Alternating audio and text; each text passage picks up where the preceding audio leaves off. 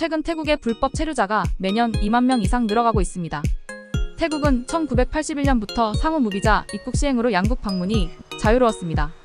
하지만 차이나 바이러스로 인하여 태국의 관광 산업이 붕괴되었고 태국 내에 일자리가 없어지면서 자연스럽게 고임금 코리안 드림, 한국으로 여행 오는 척하면서 불법 체류 목적으로 오는 사람이 많아졌습니다. 안녕하세요, 나란말입니다. 오늘은 태국의 불법 체류자 증가와 선량한 태국 여행객의 입국 거절로 인하여 피해가 되는 상황과 태국 현지에서 부는 반한 감정에 알아보도록 하겠습니다. 태국의 불법 체류자가 대한민국 전체 불법 체류자 중에서 1위이다. 퍼센트로 따지면 1년에 발생되는 불법 체류자 중에서 60% 이상이 태국이다. 그래서 대한민국은 전자여행허가제도 KETA 시스템을 도입했다. 태국 등 무비자 입국이 가능한 112개 국가 국민은 이제 한국에 가려면 먼저 여행허가를 받아야 한다. 온라인 신청을 하면 우리 법무부 직원들이 일일이 검토해서 허가 여부를 결정한다. 당연히 태국인은 쉽지 않다. 입국 후 사라지는 태국인이 늘수록 KETA에 한국 입국을 신청했다가 입국 거절 태국인의 비율도 높아진다. 입국 후 사라지는 태국인 비율은 약 60%로 100명이 한국에 입국하면 40명만 태국으로 돌아간다. 나머지 60명은 불법 체류를 하게 된다.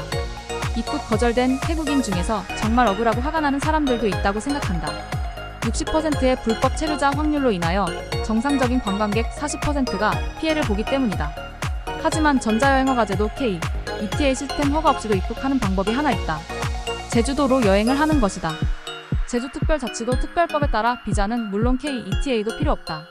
최근 3년간 태국 여행자들 중에서 40%만 다시 태국으로 돌아갔으며 60%는 한국의 어딘가에 숨어서 일을 하고 있다. 과연 그들은 왜 한국에 오려고 하는 것일까? 그것은 지난 7년 전부터 한국이 미친 듯이 인건비를 상승시켜 제조업 경쟁력을 인위적으로 떨어뜨리기 위한 정책을 폈기 때문이다. 참고로 주변 나라들은 외국인 인건비를 따로 적용을 하기 마련인데 한국은 내국인이나 외국인이나 똑같은 최소시급을 적용받기 때문이다. 그래서 동남아시아에서 한국에서 5년 일하면 본국으로 돌아가면 상류층이 된다. 일본은 외국인 시급 적용하면 내국인보다 약 20% 적게 받지만 한국은 똑같이 받기 때문에 한국 사람과 똑같은 시간으로 일을 하면 한국 사람들보다 돈을 20% 더 벌 수 있다.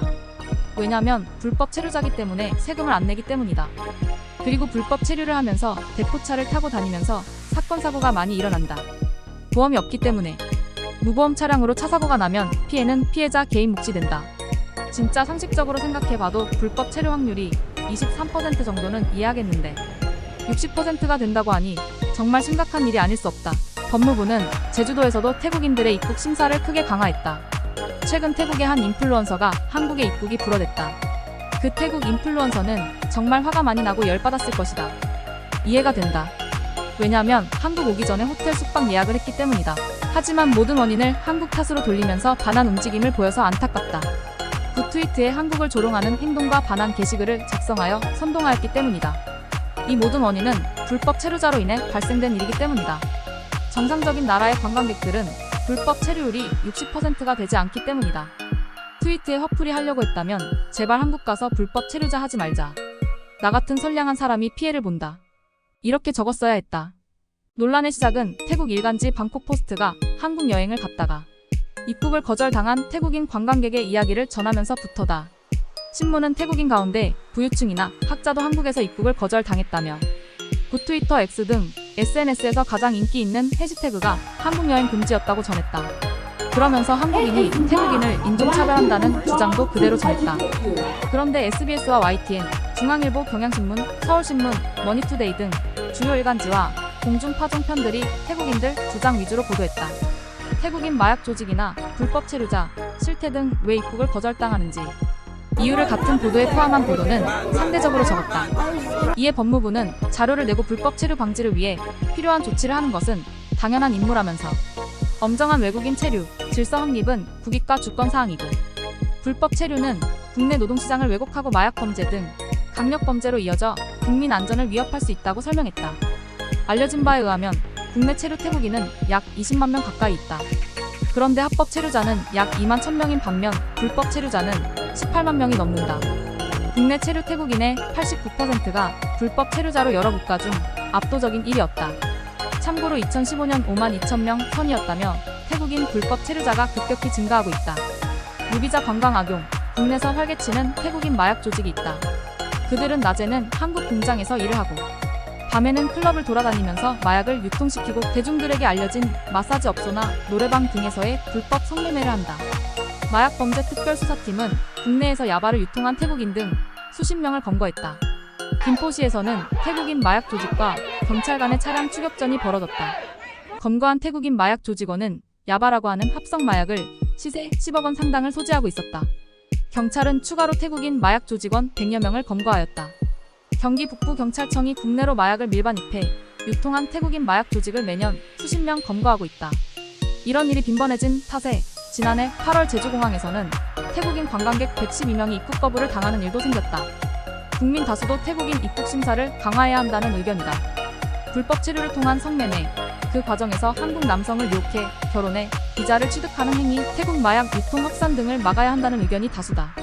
하지만 국내 주류 언론 대다수가 법무부의 주권 행사를 비난하고 태국 측 주장을 그대로 전하면서 외교부가 태국에 납작 엎드려 고개를 숙이는 듯한 분위기가 있었다.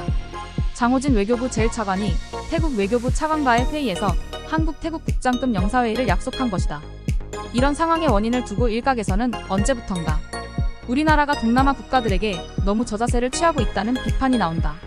특히 태국, 인도네시아 등이 사실을 왜곡해 우리나라를 폄하하고 조롱하는 주장을 유튜브나 트위터 X 등에 올리고 있음에도 우리 정부가 너무 대응을 하지 않는다는 비판도 시각이 크다. 태국 네티즌들은 자국 영해, 영토를 수시로 탐하고 침범하는 중국에 대하여 우호적인 입장을 하고 있다. 중국, 일본으로 여행을 가야 한다고 주장을 하고 있다. 참고로 중국 해적들은 태국 영해까지 침해해서 물고기를 비롯한 바다 자원을 도둑질을 하여도 아무 말도 못하면서 한국 입국 거절되었다고 감정을 표출하는 것은 아이러니하다. 어느 나라든 불법 체류자들은 방출되어야 한다. 왜냐면 그들 자체가 사회적 문제이기 때문이다. 대포차를 사용하고 차량 사고를 발생해도 책임도 지지 않으며 마약 유통, 폭행 등 악행을 저지르기 때문이다. 물론 전부가 그런 것은 아니다. 일부는 정말 열심히 일을 하고 성실하게 일을 한다. 그들은 마약을 유통하기 때문이다. 특히 태국 불법 체류자들을 고용하는 한국의 기업들도 반성해야 한다. 아울러 태국 정부도 불법 체류에 대해서 책임 있는 행동을 하기 바란다. 선량한 태국 관광객들이 불법 체류자로 인하여 피해를 받기 때문이다. 이상 나란말이었습니다. 구독, 추천, 좋아요 각각 한 번씩 해주시면 더 좋은 자료를 만들기 위해 최선을 다하도록 하겠습니다.